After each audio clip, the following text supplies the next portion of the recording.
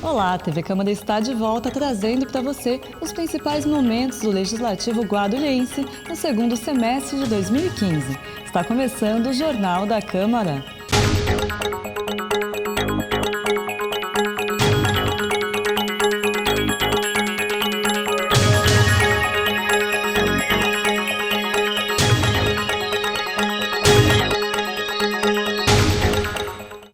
E hoje nós vamos trazer algumas audiências públicas que aconteceram no final do ano passado. Elas discutiram a proposta enviada pela Prefeitura para a Lei Orçamentária Anual, que foi aprovada na última sessão do ano. Foi o caso da audiência que discutiu as verbas da Secretaria de Habitação. No dia 18 de novembro, o secretário Orlando Fantazini informou que os recursos devem ter um aumento de quase 19%. Nosso orçamento é de 100 milhões. Do que diz respeito ao recurso próprio, ou seja, o recurso da municipalidade, não teve alteração. O que houve uma alteração dos repasses, porque nós optamos, ao invés de fazer os programas de urbanização de favela, focamos mais as ações da Secretaria no programa Minha Casa Minha Vida, que é muito mais benéfico para a cidade no que diz respeito a recursos e também na agilidade e rapidez da construção das unidades habitacionais. O orçamento será aplicado em regularização fundiária, custeio da própria Secretaria, em alguns projetos que ainda nós temos contratos do Pró-Moradia e também do PAC, então nós vamos concluir com esses recursos, esse projeto. Tudo que é Minha Casa Minha Vida, o recurso praticamente vem integral do governo federal. O Minha Casa Minha Vida, o governo federal contrata e paga, né?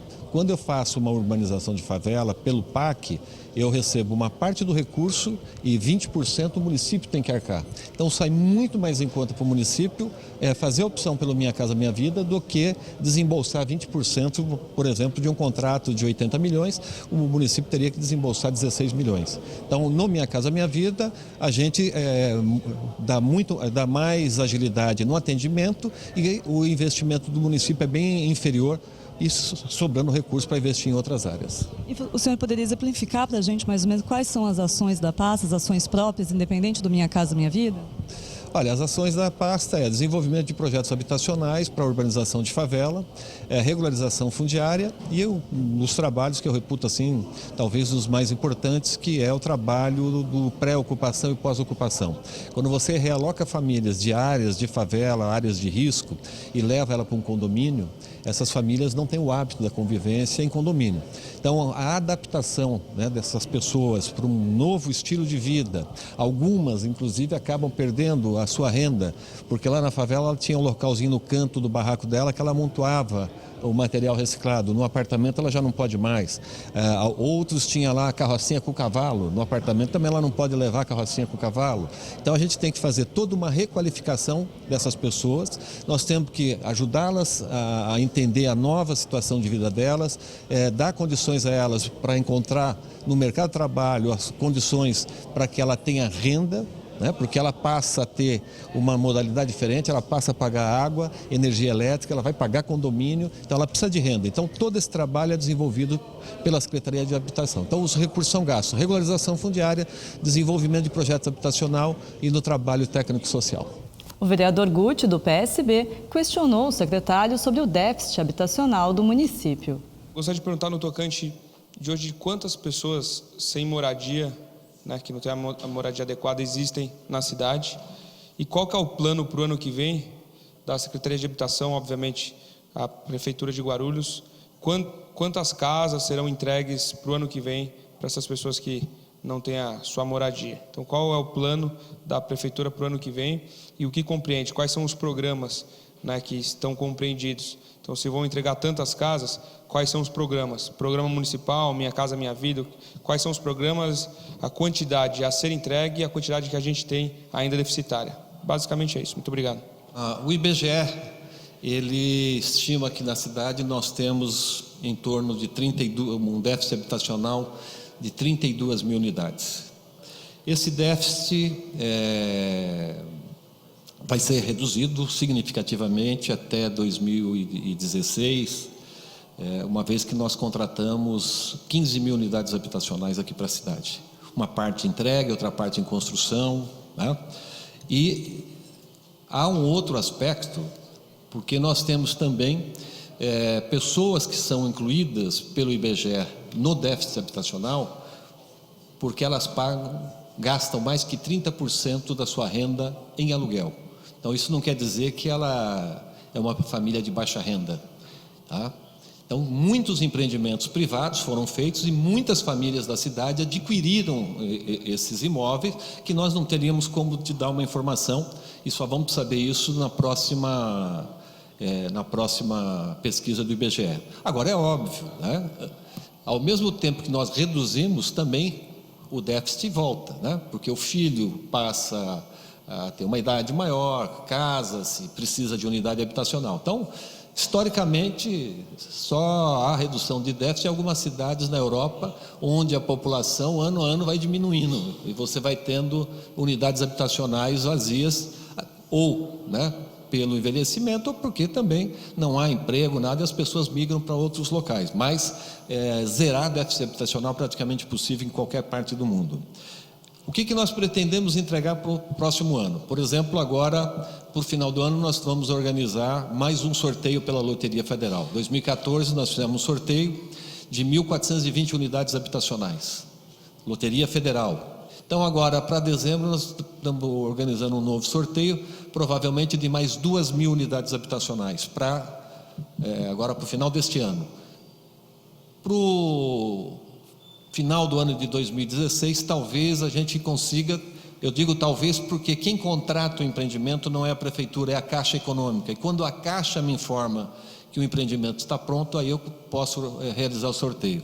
Talvez até o final do ano a gente consiga entregar mais 2.000 unidades. Já o professor Samuel Vasconcelos, do PT, indagou sobre a regularização fundiária do sítio São Francisco. Meu questionamento é o seguinte: nós vivemos um impasse entre o município e o governo do estado com a área do sítio São Francisco. Então, aquela população de alta vulnerabilidade social tem sofrido amargamente, e por mais esforços que hajam, inclusive com intervenção de deputados da cidade, o problema persiste. A minha pergunta é: como está e se há alguma previsão, algum plano para o próximo ano? Como que a secretaria, porque acho que esse ano não se resolverá mais, mas se estar entre as prioridades dos esforços da Secretaria de Habitação para o próximo ano a questão do sítio São Francisco. Obrigado. Então, o sítio São Francisco é uma área de propriedade do governo do estado de São Paulo, administrada pela CDHU, e que no passado o objetivo era a construção de unidades habitacionais através de associações por mutirão. Começou-se a fazer, os mutirantes atuavam, as associações desapareciam com os recursos, uma infinidade de problemas. E as pessoas iam trabalhar no mutirão e o mutirão parou e as pessoas foram ficando na própria área, foram ocupando e virou o que é hoje o sítio São Francisco, né? Um bairro imenso. Bom, o governo do estado, através da CDHU, entrou com um projeto para a regularização fundiária.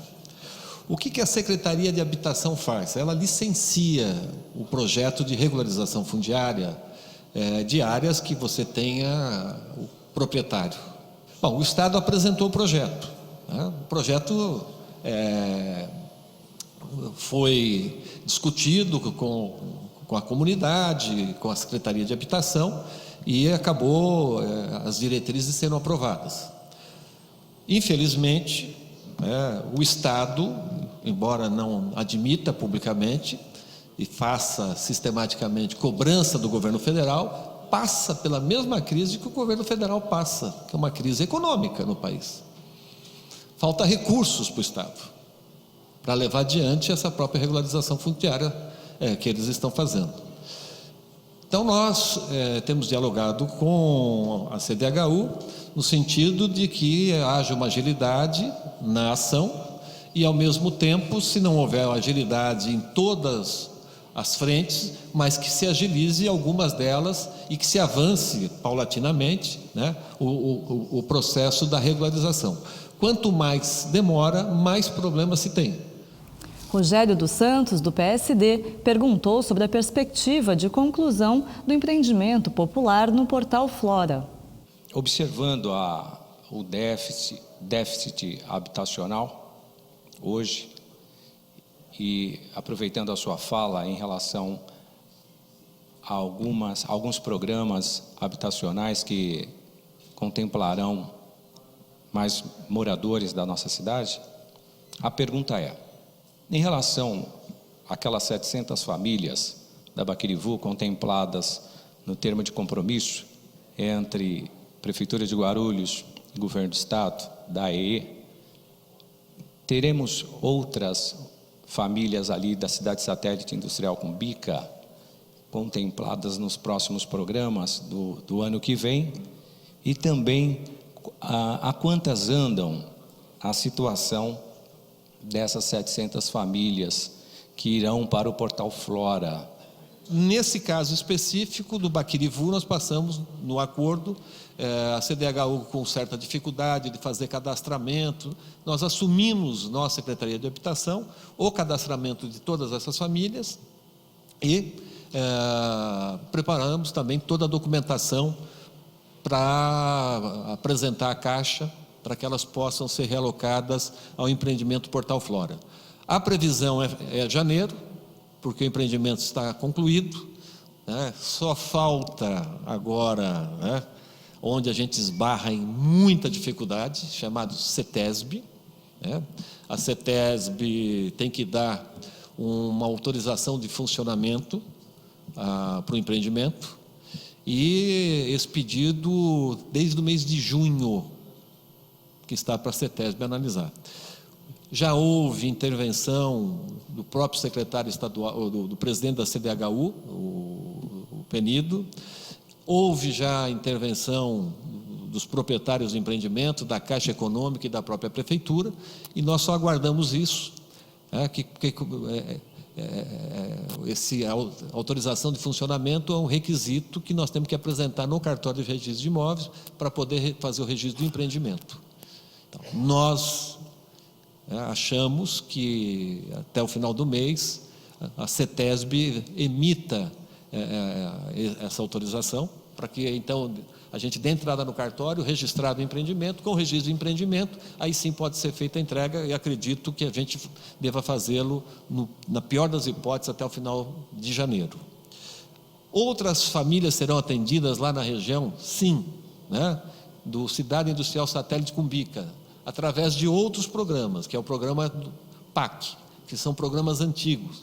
Já realocamos mais de 1.200, deve chegar a 2.000 famílias sendo realocadas da Avenida Cumbica, da Avenida Projecta, de outras ruas, né? No próximo bloco, nós continuamos com a nossa retrospectiva. Não saia daí.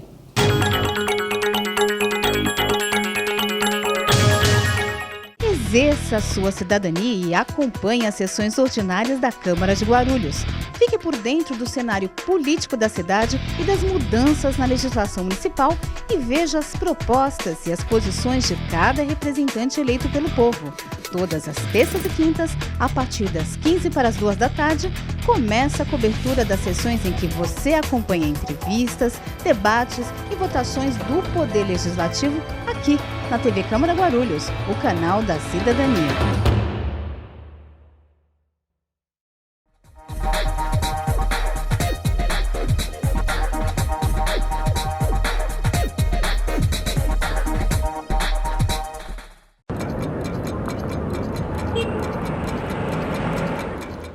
Por gentileza, eu gostaria de saber como é formado o orçamento no nosso município. Uma das atribuições do Poder Legislativo é discutir e votar as leis orçamentárias elaboradas e encaminhadas pelo Executivo. Por isso, a Câmara de Guarulhos analisa, propõe emendas, aprova ou rejeita a Lei de Diretrizes Orçamentárias, o Orçamento Anual e o Plano Plurianual enviado pela Prefeitura. O Plano Plurianual, ou PPA, é a ferramenta de planejamento estratégico do município, que define as diretrizes, os objetivos e as metas da administração pública para as despesas de capital e de programas de duração continuada. O PPA abrange um período de 4 anos e, por ser o documento de planejamento de médio prazo, aparece como estrutura básica para as demais peças orçamentárias. Já a Lei de Diretrizes Orçamentárias, ou LDO, estabelece as metas e prioridades da administração pública para o ano seguinte de sua discussão. Ela orienta a elaboração do orçamento anual do município, mantendo-o em sintonia com as diretrizes, objetivos e metas do PPA em vigência e ainda dispõe sobre mudanças na legislação tributária. Com o PPA e a LDO definidos, o município elabora então um orçamento para cada ano. É essa lei que vai prever as receitas que o governo espera arrecadar e fixar as despesas a serem feitas com esses recursos. O orçamento anual busca concretizar as diretrizes, os objetivos e as metas do PPA de acordo com as metas e prioridades estabelecidas pela LDO. O PPA, a LDO e o orçamento anual estão previstos tanto na Constituição Federal quanto na Lei Orgânica Municipal de Guarulhos. Todas essas peças orçamentárias foram regulamentadas principalmente pela Lei de Responsabilidade Fiscal, que também prevê a realização de audiências públicas para que a população participe ativamente da elaboração do orçamento. Se você tiver alguma dúvida sobre o Poder Legislativo Municipal e quiser ver a explicação aqui no Minuto Cidadão, entre em contato com a TV Câmara Guarulhos. Até a próxima!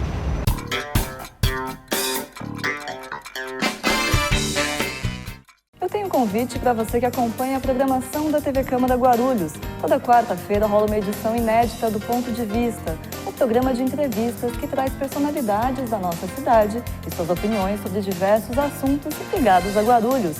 Ponto de Vista toda quarta-feira, logo após o Jornal da Câmara aqui, na TV Câmara Guarulhos, o canal da cidadania.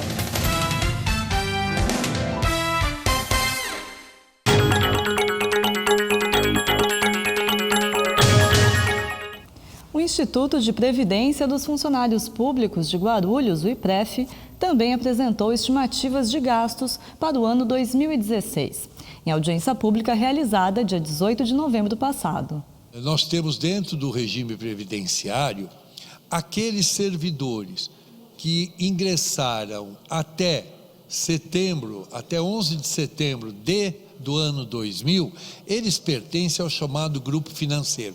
E temos o grupo capitalizado. O grupo capitalizado, este sim, as suas contribuições vêm para o IPREF, elas são administradas e aplicadas para que nós obtenhamos rendimentos aqui e constitui uma reserva para pagamento desse benefício. Para o grupo capitalizado, nós temos aqui uma previsão de receita da ordem de 4.183.000, que é aquilo que nós vamos recolher, e de uma despesa com benefícios da ordem de 378 mil reais. O que resta? Esses 3.800.000 restantes vão fazer o que? Isso vai ser capitalizado, vai ser acumulado e vai se juntar àquela reserva que nós já temos hoje e que hoje monta já cerca de 42 milhões de reais. Então, durante o próximo ano, o ano 2016, outros 3.800.000 serão acrescidos a este volume para constituir essa reserva, para os servidores que integram o grupo capitalizado. Do grupo financeiro, por outro lado, nós prevemos uma despesa no ano que vem de 122.300.000 reais. Como é que nós vamos aqui fazer de onde virão os recursos aqui? Quais serão as fontes? 28 milhões serão contribuições dos servidores, ou contribuição patronal também, que é obrigatória até pela legislação federal, pela Constituição, estabelece que é assim que se financia a Previdência, não é? o ente patronal, serão 28 milhões. Os restantes 93 milhões para completar os 122 virão da onde? Virão do Tesouro. Alguns vereadores aproveitaram a audiência para criticar a postura do Executivo na tentativa de implantar um regime jurídico único no funcionalismo municipal. Projeto que acarretou uma greve dos servidores públicos e acabou retirado da pauta em outubro. O governo ele tinha um interesse, né, na aprovação desse projeto. O governo ele tinha o interesse de empurrar de goela abaixo nesta casa e foi tirado esse PL da casa. A minha pergunta, Miguel, depois de retirado esse projeto da casa, o interesse que o governo tinha, como ficaria se fosse aprovado para 2016, dentro do orçamento, e como ele não foi aprovado, foi retirado? Qual a posição agora? Na verdade, nós estávamos trabalhando, veja, com o projeto de regime jurídico único e nós estamos preparando também o projeto de orçamento. Você tem um calendário, você tem que trabalhar com tudo isso. A opção que se tomou foi a seguinte: olha, nós estamos preparando o projeto do regime jurídico único. Tem também o projeto de mudanças do regime próprio de previdência. Porque tem que pensar o seguinte: regime jurídico é uma coisa, regime previdenciário é outra, não é? Então, nós tínhamos uma proposta de regime jurídico único para reger as relações de trabalho, e estávamos trabalhando numa proposta de regime previdenciário próprio. Porque nada impede que você tenha o regime jurídico único, se não for agora, vai ser depois, vai ter que colocar, porque é exigência constitucional. O regime previdenciário, isso é uma escolha que o município pode fazer. Ele pode adotar o regime próprio, como pode adotar o regime geral. Cada um dos servidores que está aqui, esse que eu me referi, eles podem ser todos transferidos para o regime geral. Pode ir para o INSS, nada impede, certo?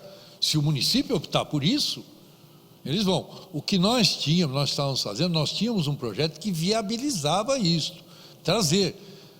E, olha, em nenhum momento eu escondi que era um projeto complexo e de equilíbrio difícil. A nossa proposta foi rejeitada pelos trabalhadores, né? Os vereadores aqui, acho que também foram sensíveis a isso, né? Os trabalhadores disseram não, fizeram uma greve, né? Fizeram, tá bem, então eles não querem. Então, se eles não querem, retira e acabou o assunto, né? Tá? Por outro lado, não houve nenhuma manifestação mais significativa de trabalhadores. Eu acho que tem insatisfação. Eu acho que o pessoal está começando a tomar consciência do que perdeu, porque a proposta era muito vantajosa. Acho que estão começando, mas não sei se tem mais tempo, o prefeito já deixou claro. As dificuldades que nós tivemos nesse ano, no ano que vem, ano eleitoral, serão muito maiores, né? Então, o prefeito já disse que não tem disposição para debater esse assunto no ano que vem. E, francamente, como eu disse, até onde eu sei, não houve nenhuma iniciativa mais dos trabalhadores para retomar o assunto. Mas não é bem assim, não. Que não houve interesse dos trabalhadores. Em todos os momentos, esta casa, os vereadores e os trabalhadores, quem são os trabalhadores? O sindicato é um prédio. Diretoria eleita pelos trabalhadores. Sindicato, num contexto no geral, são todos os trabalhadores e trabalhadoras. Ali nasce o sindicato e representa o sindicato. Então a voz deles estava clamando o interesse em negociar, mas não do jeito que estava. Foi isso. Então falar que eles não queriam negociar, não, aí me desculpa, aí é errônea a palavra. Presidente da comissão que analisa a lei orçamentária anual, Dr. Laércio Sandes, do PMN, discordou da fala do secretário. Secretário, eu não deixo de externar minha opinião a respeito do regime jurídico único, o senhor me desculpe, mas eu tenho minha opinião. Eu acho que o prefeito esteve mal assessorado nesta situação, O prefeito Almeida poderia ter apresentado esse regime jurídico único, ele ficaria marcado para a história se tivesse buscado criar o regime jurídico único no início do primeiro mandato dele. No apagar das luzes, quase no final do terceiro ano, soou muito estranho a correria de elaboração deste projeto para fazer da forma que foi proposto, com 700 e poucos artigos. O senhor veja que a própria Justiça do Trabalho deu aval à greve. O próprio Judiciário, na parte da Fazenda Pública, está dando questionamento, dando razão ao questionamento da forma que foi contratada a FGV. Então, nós aqui da Câmara Municipal também não poderíamos concordar da forma que veio. 700 e poucos artigos, a meu juízo, não tinha necessidade de criar um regime jurídico único daquela forma. Eu sei que precisamos ter o regime jurídico.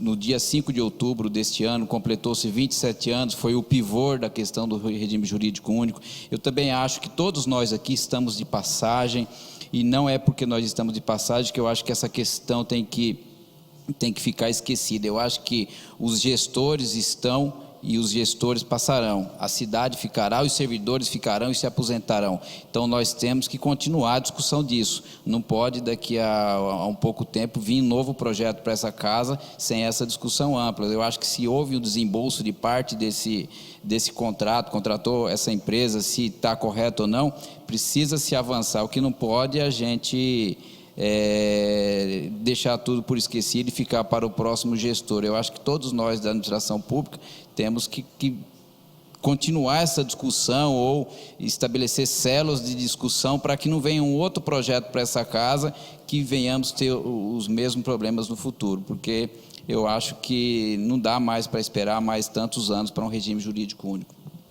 O tucano Romildo Santos também enfatizou o posicionamento contrário ao projeto da Prefeitura sobre o RJU e ainda questionou a contratação da Fundação Getúlio Vargas para a elaboração da proposta.